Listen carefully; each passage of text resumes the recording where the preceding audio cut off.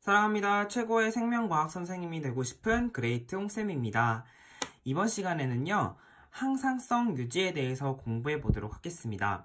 자, 먼저 항상성이란 몸 안팎의 환경 변화에 대해 자율신경계와 내분비계가 함께 작용하여 체온, 혈당량, 삼투압 등을 일정하게 유지하는 현상인데요. 첫 번째로 항상성 유지의 원리에 대해서 공부해 보도록 하겠습니다. 첫 번째, 기량작용인데요. 두 가지 요인이 같은 기관에 대해 서로 반대로 작용하여 서로의 효과를 줄이는 조절입니다.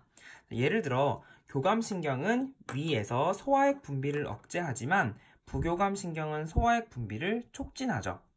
그리고 또한 인슐린과 글루카곤은요, 인슐린은 간에서 글리코겐 합성 촉진을, 글루카곤은 글리코겐 분해 촉진 기능을 합니다. 두 번째로 음성 피드백인데요. 음성 피드백은 음성 되먹임이라고도 합니다. 어느 과정의 산물이 그 과정을 억제하는 조절 방식입니다. 예를 들어 갑상샘에서는 티록신이 분비되게 되는데요. 이 티록신이 분비되기 전까지 이런 그림과 같은 단계를 거치게 돼요. 이 티록신이 결국에 이 앞에 두 단계를 억제함으로써 조절되는데요. 혈중의 티록신 양이 증가된다면 시상하부와 뇌하수체 전엽에서 분비되는 두 가지 호르몬의 분비가 억제되므로 갑상샘에서 티록신이 분비되는 양이 감소할 것입니다. 자, 그런데 만약에 이 티록신의 양이 부족하게 되면 이 시상하부와 뇌하수체 전엽에 억제하는 작용이 사라지게 되죠. 자, 그러면 갑상샘 자극 호르몬을 방출하는 이 호르몬과 갑상샘을 자극하는 호르몬의 양이 증가해서 갑상샘에서 티록신의 분비량이 증가하죠. 이런 항상성 유지의 원리를 바탕으로 먼저 항상성 유지의 예 중에서 혈당량 조절에 대해서 공부해 보도록 하겠습니다. 자, 혈당량 변화는 간내의 시상하부와 이자에서 감지를 합니다. 조절 중추는 간내의 시상하부인데요. 먼저 혈당량이 높을 때, 즉 고혈당일 때는 혈중 포도당 농도가 증가한 것을 시상하부와 이자의 베타세포에서 감지합니다. 시상하부는 부교감신경을 작동해서 이자의 베타세포를 자극하고 결국에는 인슐린의 양을 증가시킵니다. 인슐린은요, 두 가지로 작용하는데 조직세포에 작용해서 포도당 흡수를 촉진시키고 두 번째는 간에 작용해서 포도당을 글리코젠으로 변환해서 간에 저장하는 작용을 촉진합니다. 결국에는 이 두 가지 작용을 통해서 혈중 포도당 농도가 감소하고요. 정상 혈당량으로 돌아오게 만듭니다. 자, 반대로 혈중 포도당 농도가 감소했을 때는요. 이자의 알파세포는 글루카곤을 분비합니다. 그래서 글리코젠을 포도당으로 다시 분해하죠. 마찬가지로 시상하부에서는 교감신경을 작동시킵니다. 그러면 부신 속질에서 에피네프린을 분비하게 되고요. 글루카곤과 에피네프린 둘 다 간에 작용해서 글리코젠을 포도당으로 분해하는 작용을 촉진시킵니다.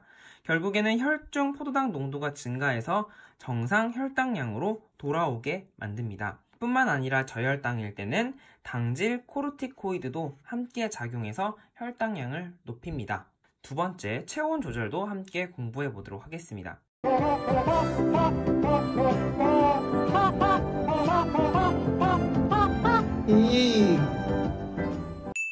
체온 변화 감지와 조절의 중추는 간뇌의 시상하부인데요. 저온 자극이 주어지면 간뇌 시상하부에서 감지를 합니다. 그러면 결국에는 갑상샘에서 티록신의 분비량을 증가시키고요. 그리고 교감신경을 통해서는 이 부신 속질에서 에피네프린 분비량을 증가시킵니다. 그러면 간과 이 근육에서 물질 대사를 촉진시키게 되고요. 열 발생량을 증가시키는 효과가 있습니다. 또 간뇌의 시상하부에서는요. 교감신경의 작용에 의해서 피부 근처 혈관이 수축하고 추우면 털이 이렇게 곤두서잖아요. 닭살 돋는다고 하죠. 그래서 열 발산량을 감소시키는데요. 이 두 가지 작용으로 인해서 체온이 상승되고 일정 체온이 상승되면 다시 음성 피드백 작용에 의해서 간뇌 시상하부의 조절을 요청합니다. 자, 정리하면 추울 때 간과 근육에서 물질 대사가 촉진되고 몸 떨림과 같은 근육 운동이 일어나 열 발생량을 증가시켜요. 잇모근이 수축하고 피부 근처 혈관이 수축하여 체 표면을 통한 열 발산량, 밖으로 빠져나가는 열을 감소시키는 효과로 체온 조절을 합니다. 더울 때는요, 아까와는 좀 반대로 간내 시상하부에서 갑상샘이 티록신 분비량을 감소하도록 그렇게 요청을 합니다. 그러면 간과 근육에서 물질 대사를 억제하고 열 발생량을 감소시켜요. 자, 교감신경 작용이 완화해서 피부 근처 혈관을 확장시키고요. 그리고 땀 분비를 증가시켜요. 그러면 몸 밖으로 열이 더 많이 빠져나갈 거예요. 이 두 가지 작용을 통해서 체온을 하강시키고요. 일정 체온이 하강되면 다시 음성 피드백 작용에 의해서 간뇌 시상하부의 체온 조절을 요청하게 됩니다. 마지막으로 삼투압 조절에 대해서 알아볼게요. 혈장 삼투압 조절의 중추는 간뇌의 시상하부입니다. 뇌하수체 후엽에 이 ADH, 항이뇨 호르몬 분비량 조절에 의해 혈장 삼투압이 일정하게 조절되는데요. 삼투압은 쉽게 설명하면 체액의 짠 정도라고 생각하시면 돼요. 무기질 코르티코이드가 콩팥에서 나트륨 재흡수를 촉진한다 라고 알고 있는데요. 무기질 코르티코이드는 혈장의 삼투압을 조절한다기보다는 혈압을 조절하는 호르몬이다 라고 참고적으로 알아두시면 좋을 것 같아요. 짠 음식을 많이 먹거나 땀을 많이 흘렸을 때 이렇게 체내에 수분이 부족하거나 혈장 삼투압이 증가할 수 있습니다. 그러면은 갈증을 느끼게 되고요. 우리는 물을 마시게 되죠. 이와 동시에 뇌하수체 후엽에서는 이 항이뇨 호르몬의 분비가 증가하게 됩니다. 그러면은 콩팥에서 수분 재흡수를 촉진하게 돼요. 수분 재흡수를 촉진하면은 오줌으로 나갈 수분을 다시 우리 몸으로 끌어들이는 거죠. 오줌량이 감소한 결과가 나타나고요. 삼투압은 정상으로 이렇게 돌아오게 됩니다. 자, 이번에는 우리가 물을 많이 마셨어요.